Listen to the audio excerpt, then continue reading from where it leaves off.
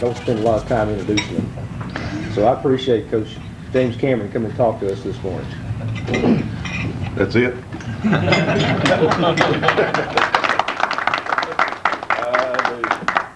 tell you what I thought I'd do, and scare y'all bringing all this notebook here, but I do a program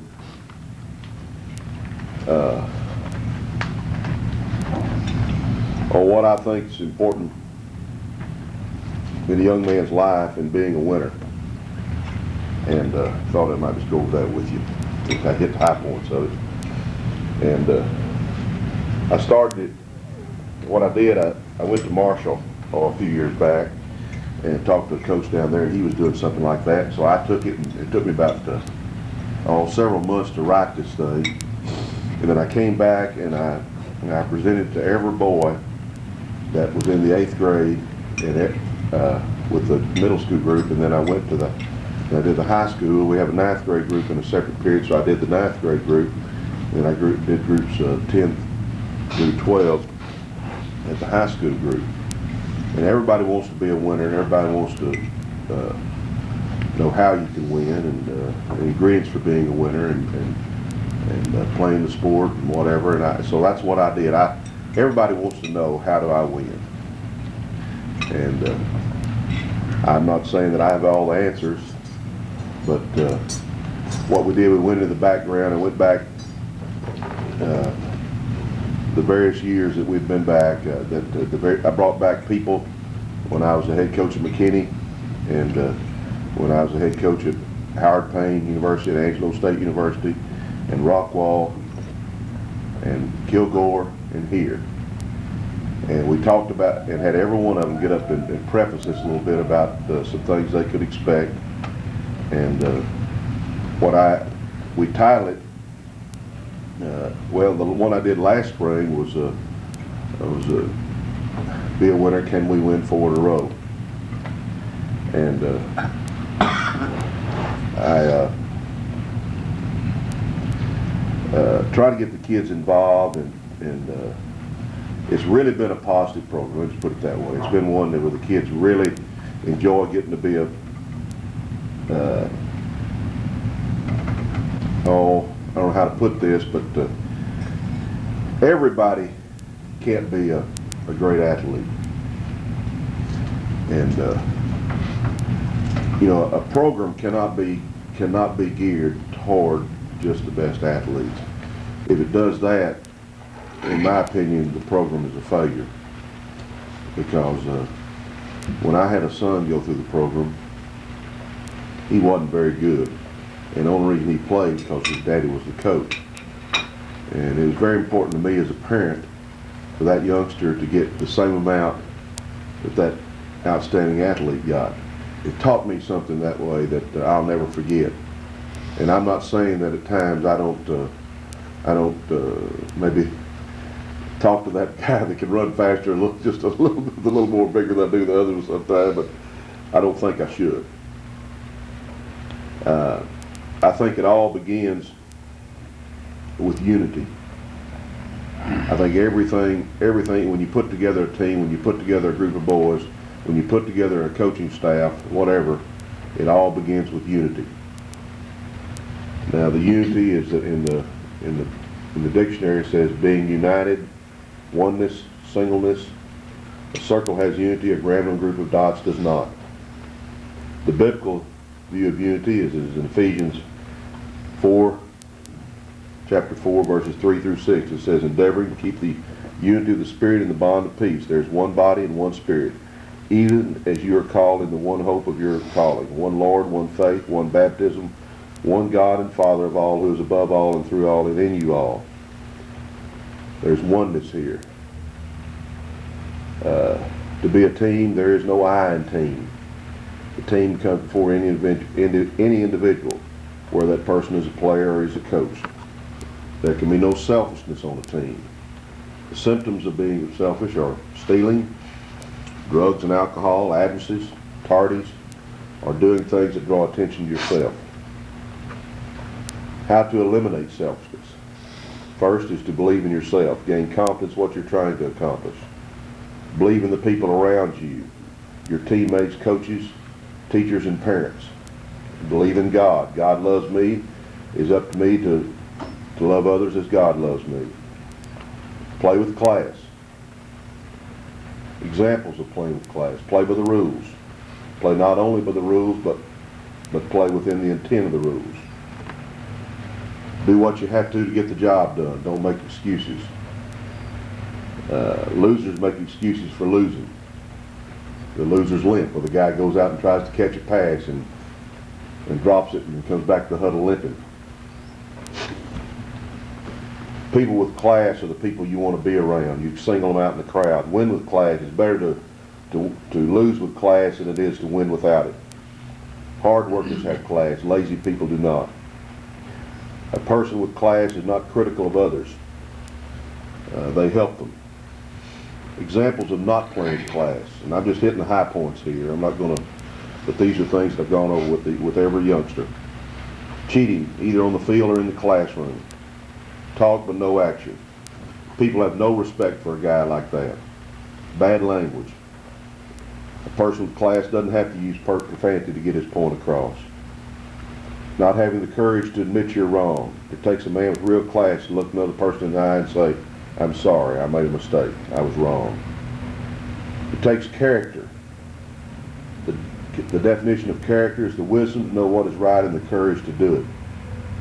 It takes character to say no to drugs, alcohol, tobacco, and illicit behavior, which means sex, in my opinion. The courage to come back in the fourth quarter when others have given up. The courage to stand up and fight for something you believe in. Self-control, integrity. It takes character to endure hardships over a long period. Others quit when the going gets tough. When the going gets tough, tough gets going. Dedication. Giving yourself. The most valuable thing that you have to give is yourself. In order for us to be successful as a team, many people must possess a similar dedication or be willing to fight for a cause. It takes players, coaches, and parents, just name a few. Nothing great was ever accomplished without real dedication. It takes discipline. The definition of discipline is training of the mind and character, both on the field and in the classroom.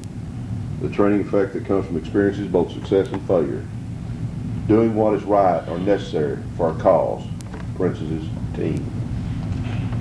Be a role model. You'll be looked up to by many people. What do people see when they see you? You'll be wearing Wildcat athletics wherever you go. Wear it proudly. I expect you to be the best student at Sulphur Springs High School. In today's world, people are looking for role models. There are many poor ones. Dare to be the best possible. Never give up. One of the best examples I have of never giving up was one of the first years I was here. We were playing Highland Park out here, and the score was tied. We were playing a great game against a great team, and we didn't have a very good team, and we were tied. And they threw a long pass, and a kid named Bam Morris, Bam Morris kid playing Texas Tech, Bam Jackson playing that corner, and the guy beat him deep. And made a touchdown to kick the extra point, went ahead. It was 27-20. Y'all may remember this. It was 4 years ago, my first year here. And there was about a minute to go in the ball game. And I just walked to the other end of the bench because we'd played so hard and wanted so bad to beat those Blue Bloods. And we weren't able to do so. And I just walked the other end and just hung my head and just feeling sorry for myself. And the guy that was calling plays for us is an intense competitor, David Thomas, and David didn't give up. And our quarterback, old Billy Watkins, who's already an All-American kicker over at East Texas State, he didn't give up. we threw a long pass, and right at the end, with 20 seconds to go, and Johnny Wright caught him about the 4-yard line, and Reggie Rowland scored 2 plays later, made it 27-26, and I called timeout. We went for 2. We didn't make it. We got beat 27-26. But to me, it was one of the greatest things that we did that year. We didn't win the ball game, but didn't give up. And everybody can identify with that story that's here. I think it's very, very important that any youngster, when he's playing, he never gives up. That we will never, never, never, never, never give up. You will never give up. I don't care what the score is, whatever. You will never, ever give up. Practice to win. There's a slogan in our dressing room that when they walk out the door, says the desire to win is useless without the desire to prepare. Just as you must prepare yourself for a test in the classroom, you must prepare yourself with intensity every day. Every day you should improve in some area, hopefully in all areas. You'll never stay the same. You'll either get better or you'll get worse. The way you practice during the week will be the way you play on Friday night. Have fun. Football's a fun game. Enjoy it. Never let it become drudgery. When it becomes this way, you're putting too much emphasis on football. You should back off a little bit. It's becoming too important to you. Keep football in perspective. It should never become more important than your academics, your family, and most of all, your relationship to God. Academics and athletics, how are they related? There'll be a positive influence on each other in this program. I'm real happy to say that last year we had 101 kids that made the all-district award in the various sports. And this was kids that had a 90 or above average in their, and I'm not bragging on myself when I say this because I really don't mean it that way, but I'm really proud of this accomplishment. We had 101 kids that were involved in our boys and girls program that made academic all-district. And to make academic all-district, you got to have a 90 or above average during the 2 6 weeks while they're participating. So that's pretty good, isn't it? And that's something I'm really proud of that.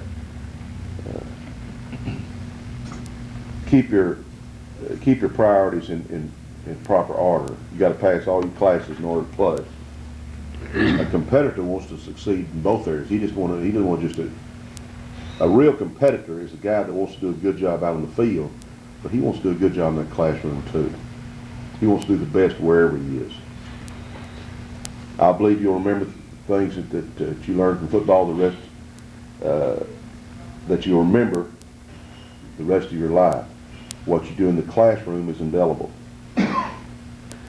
It's my belief, and I believe this very strong. This is strictly for me. I believe it is. I believe your behavior and your effort in class is directly related to what you do in a crucial situation, a game. I think if you're in there, you're not behaving in class, and you're not doing well in your classroom, I think when it's 3rd down and 1, I call your name. I think you'll. I don't think I can count on you. But if I can turn you over and I can send you over there to that classroom, and you're doing your very best, and I put you out there on the field, then I think you'll perform on me in both areas because I'm not with you either time. What you can expect from me and what I did, I wrote a little quick philosophy when I came here, because whenever you put together a staff, they really don't know how to accept you and who you are. I've got it. And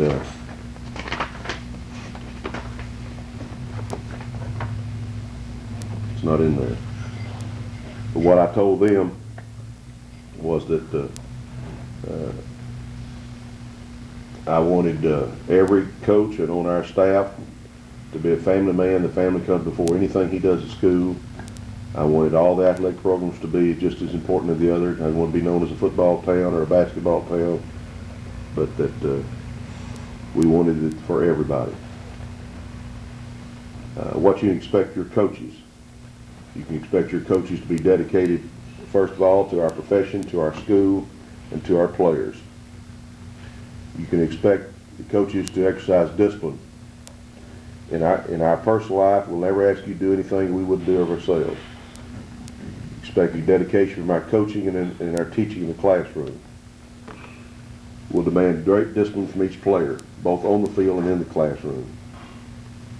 The coaches will always try to exemplify the kind of class we expect from each athlete. We want our faculty, your parents, and our fellow coaches to associate with Wildcat coaches with class and respect. You expect your coaches to have character. There'll be no coaches on the staff that are not of high moral character. We recognize that we must be a role model to our athletes if we want them to follow us. Each coach has to make decisions that will affect the lives of our athletes. They will have the courage to do so. You can expect your coaches to never expect second best from you. If we coach you in an ordinary way, you'll be ordinary. We're coaching you to win, not to finish second. Mediocrity is not for the Wildcats. We're going to coach you to help you be the best you can be. We'll attempt to find out what you do best and utilize that for the best of the team. Each day in every practice, we will attempt to make you better. You're never the same each day. We'll attempt to make you better and try not to allow you to get worse. You expect us to be totally honest with you. Honesty and truthfulness always wins over the long haul. It's important for all concerned to know where you stand. At times it may be unpopular, it may hurt, but we will always tell you realistically and honestly where you are. You can expect each coach to coach every game to win. We'll do everything necessary to win within the rules every game. Nobody wants to coach a loser. We're no different. It requires greatness to win. Together we can be great. You expect your coaches to enjoy coaching. It's the greatest profession in the world to us. It enables us to play through you, even though we can't do it now. The rewards of coaching are too numerous to mention. You can expect your coaches to be a great teacher. We will attempt to teach on the field the same way we do in the classroom. Teachers are special. It's a great honor to be a teacher.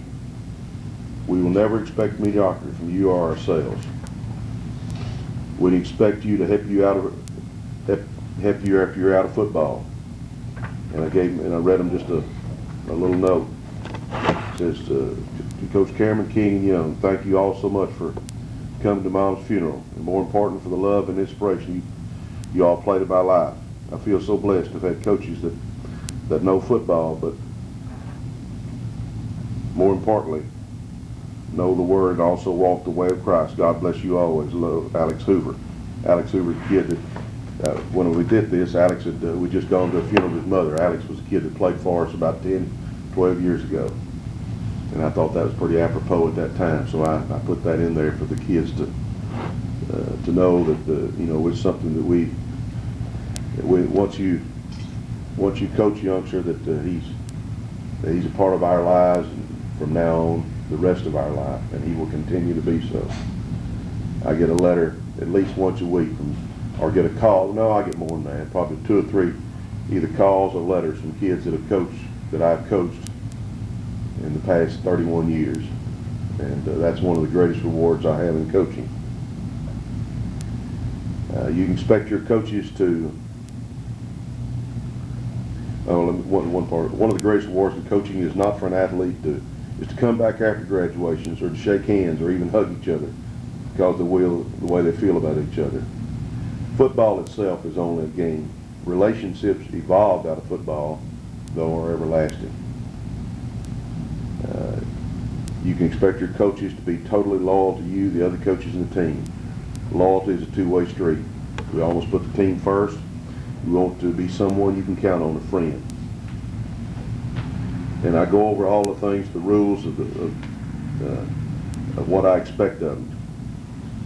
For example, when they get to make the varsity team, in order to be part of the varsity team, you must be nominated by a senior, and you must be voted in by the majority of the votes on that team in order to come into the varsity room.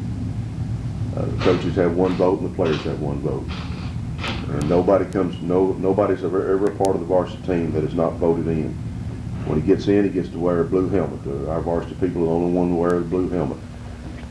He has a chair with his name on it. We buy a folding chair that from Walmart or Target, and and put his name on it, and that's what he sits in there and in the pep rally. There's a locker with his name on it. He gets a letter jacket presented at the end of the season or the first week of the playoffs. And then he has varsity room and wildcat room privileges, which means he has freedom to go into the wildcat room and our film room anytime he wants to, and nobody else besides the varsity can do that. If you quit this team, hopefully there'll be a never player quit this team, but if you quit, the following things will occur. First, he must bring his parents with him, or the head coach will visit in the player's home. An explanation will be made both to the parents and the players that he's through for one competitive season. Quitting the team does not make you a failure, but it normally doesn't help anybody concerned. Expulsion. The player may be rude by the majority of senior players and coaches who feel that he doesn't care about the team. For instance, selfishness, like I mentioned earlier. The head coach also has the right to do this for the same reason. It is a conference between the athlete, his parents, and the head coach before anything final is done. Functional attendance is mandatory at all team functions. You can't attend, you have to call. Even if you call, you still have to make up the workouts you missed. If you do not call in, you must run a wildcat mile to remind you to call. Dress, you require to dress in school equipment during the off-season. We'll essentially dress the same. There'll be some leniency during the off-season, but we'll always dress the same as much as possible. On game day, you'll be issued a game day shirt to wear. Coaches wear a coat and tie. When travel, we'll all dress the same. I think it makes us look better in the restaurant after the game when we eat those chicken fries. I tell them what they expect in the off-season. And we have an all-season picnic at the end of school. And what I expect of them in the summer. I tell them about the banquet at the end of the year, the playoffs, the third season. I told them we always try to play on Friday nights if possible, continue the same routine. Of course, it's kind of funny around here. It's not really funny to me, but you know, we've made the playoffs all year, every year I've been here, but last year was the first year we won a game. So we say we go to the playoffs. But this year we got to go to the playoffs. Finally.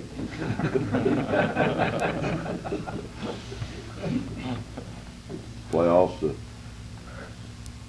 are fun. Work hours will be shortened. There'll be no losers in the playoffs. Our ultimate goal is to bring Sulphur Springs its first ever state football championship. Those are things that I hit the high points. I spent 4 days with these kids. I did it in about 20 minutes. But I spent 4 days on this.